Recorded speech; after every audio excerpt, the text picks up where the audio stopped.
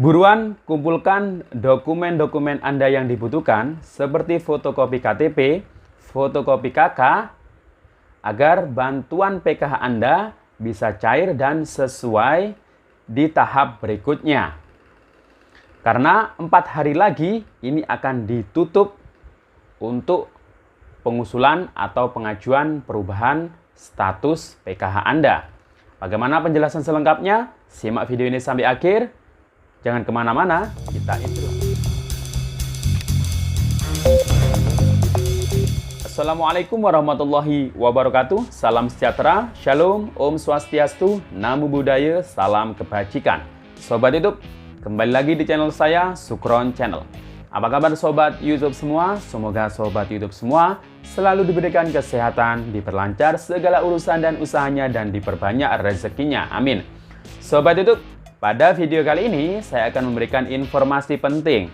Nah, bagi KPM PKH yang sudah cair bantuannya di tahap 3, baik mulai termin pertama, termin kedua, termin ketiga, termin keempat, sampai termin kelima, mohon diperhatikan, segera kumpulkan dokumen-dokumen Anda yang dibutuhkan seperti fotokopi KK, fotokopi KTP, karena ini untuk melengkapi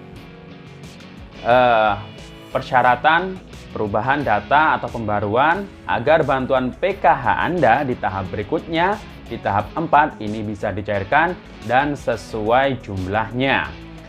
Nah, bagaimana penjelasan selengkapnya? Simak video ini sampai akhir. Sebelum kita lanjut, silakan yang baru bergabung di subscribe dulu channel ini dan tekan tombol loncengnya agar sobat YouTube semua mendapatkan pemberitahuan video terbaru dari Sukron Channel. Dan jangan lupa di-share di berbagai media sosial dan di-like apabila sobat YouTube suka dengan video. Nah, sobat YouTube, bagaimana bantuan PKH Anda di tahap 3 ini? Apakah sudah cair atau belum?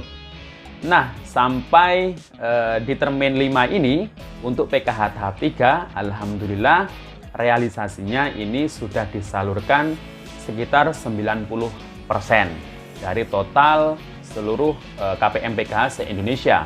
Total jumlahnya kan sekitar hampir 10 juta KPM yang mendapatkan bantuan PKH ini. Nah, karena bantuan PKH tahap 3 ini sudah disalurkan melalui 5 termin sampai hari ini. Termin pertama, termin kedua, ketiga, keempat, dan kelima. Nah, di termin kelima ini hampir sekitar 1,4 juta KPM yang dicairkan bantuannya di 4 bank penyalur, yakni di BNI, BTN, BRI, dan Mandiri. Artinya masih sekitar 10% KPM PKH yang bantuannya belum di-SK-kan atau belum dicairkan untuk di tahap 3 ini. Semoga saja nanti ada termin berikutnya, yakni termin ke-6 dan mungkin selanjutnya. Karena jika mengacu pada termin kedua, tahap kedua maksud saya, yang sekitar bulan April yang lalu, itu dicairkan melalui 11 termin. Wow, banyak sekali ya. Tapi kalau untuk tahap ketiga ini, sampai saat ini masih ada 5 termin. Alhamdulillah, di daerah dampingan saya, di daerah saya ini sudah hampir 90% KPM PKH yang cair bantuannya. Nah, ini biasanya yang belum cair, ini banyak dari KPM PKH yang baru, yakni validasi Januari tahun 2021.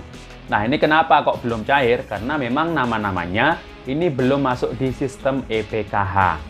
Nah, jadi bantuannya belum cair. Padahal di tahap 2 kemarin memang sudah cair bantuannya untuk KPM PKH hasil validasi Januari tahun 2021. Namun untuk tahap 3 ini, ya harap bersabar saja. Tunggu saja informasi resmi tindak lanjut dari pendampingnya masing-masing.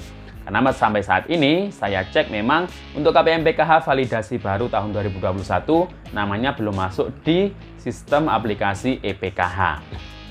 Nah, ini mungkin yang menyebabkan bantuan PKH-nya belum cair bantuannya. Semoga saja nanti dicairkan di termin berikutnya. Nah, untuk KPM PKH yang sudah cair dan juga KPM PKH yang masih aktif, yang masih eligible, segera kumpulkan atau segera lengkapi dokumen-dokumen yang dibutuhkan kepada pendamping PKH-nya masing-masing, karena tinggal 4 hari lagi ini adalah terakhir para pendamping PKH memutakhirkan data para KPM PKH. Nah, pemutakhiran di sini artinya adalah pendamping akan memperbarui data-data KPM PKH. Misalkan ada KPM PKH yang baru hamil, kemudian yang anaknya baru masuk ke SD, atau mungkin anaknya baru masuk ke SMP, kemudian mungkin anaknya baru masuk ke SMA, atau mungkin anaknya baru lulus, atau mungkin ada lansia di dalam satu rumah tangganya ini yang baru menginjak usia 70 tahun. Nah, ini akan diperbarui statusnya, dan juga mungkin ada yang ekonominya sudah meningkat atau sudah sejahtera. Nah, ini akan digraduasi ya. Kalau sudah ekonominya sudah mapan di sini.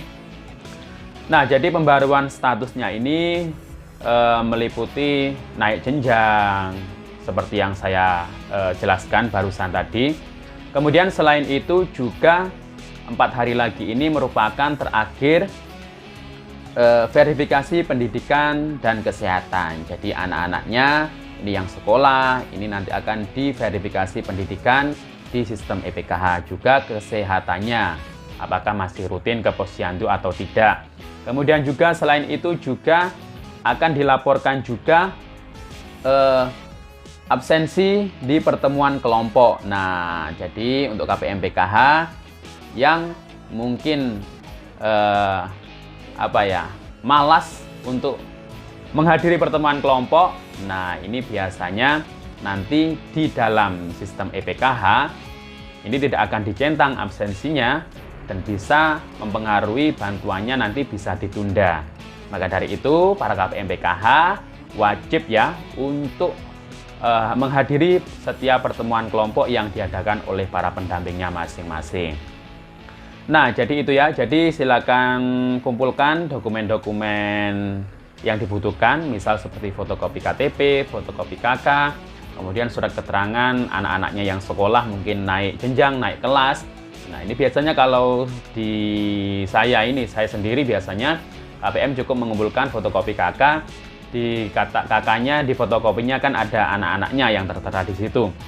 Nah, di situ nanti diisi kelas berapa dan sekolah di mana sekarang. Mungkin ada yang sudah lulus SD ke SMP mana. Nah, itu ya. Jadi pemutakhiran seperti itu. Kemudian selain itu juga, namun untuk di tahun ini, untuk di tahap 3 ini, untuk nanti dicairkan di tahap 4, ini memang para pendamping PKH belum bisa melakukan penambahan anggota rumah tangga. Nah, jika anggota rumah tangga atau anaknya belum update di DTKS, otomatis di aplikasi PKH, ini nama anaknya biasanya akan terhapus atau hilang secara otomatis. Nah, cara memasukkannya pendamping PKH tidak bisa. Mungkin hanya bisa mengkoordinasikan dengan operator SIG-NG yang ada di desa atau kelurahan. Jadi bisa menambahkan, mengusulkan ART-nya atau mengupdate-nya di data DTKS. Nah, ini tidak terjadi pada anak balita saja. Jadi biasanya yang baru punya anak balita belum bisa ditambahkan di EPKH. Maka dari itu, ya mungkin nanti jika tahap 4-nya tidak sesuai atau mungkin anak balitanya tidak masuk, ini memang karena belum update datanya di DTKS. Untuk mengupdate atau mengusulkan anaknya agar masuk di PKH, pendamping PKH tidak bisa melakukan secara langsung. Hanya bisa meminta bantuan, mengkoordinasikan dengan operator SIG-NG yang ada di desa atau kelurahan. Nah, itu ya. Jadi sekarang itu memang beda sistemnya. Nah, manfaatkan bantuan PKH ini untuk KPM PKH yang sudah cair, baik untuk pendidikan anaknya, untuk memenuhi gizi kesehatan anak balita atau anak usia dini, kemudian untuk kesejahteraan sosial lansia atau disabilitas berat yang ada di masing-masing keluarganya. Nah, untuk anaknya yang mungkin belum masuk KK juga, atau mungkin orang tuanya yang belum masuk KK, nah ini secara otomatis di dalam sistem EPKH ini akan berbeda namanya. Jadi di EPKH ini disesuaikan dengan data di kependudukan. Kalau kakaknya beda, ya tidak bisa menjadi salah satu komponen yang ada dalam PKH. Nah, sekarang karena datanya ini tertib ya, semuanya ditertibkan, harus sesuai, harus 1 KK. Dan yang tadi saya bilang, jika anaknya yang balita mungkin belum masuk di PKH, ini pendamping tidak bisa menambahkan, hanya bisa mungkin mengkoordinasikan agar dimutakhirkan atau diusulkan melalui SIG-NG yang ada di operator desa atau kelurahan. Nah, namun nanti tindak lanjutnya seperti apa, kami juga belum mengetahui. Yang penting kita sudah berusaha untuk membantu para KPM PKH. Jadi maka dari itu dimohon untuk para KPM PKH jangan sering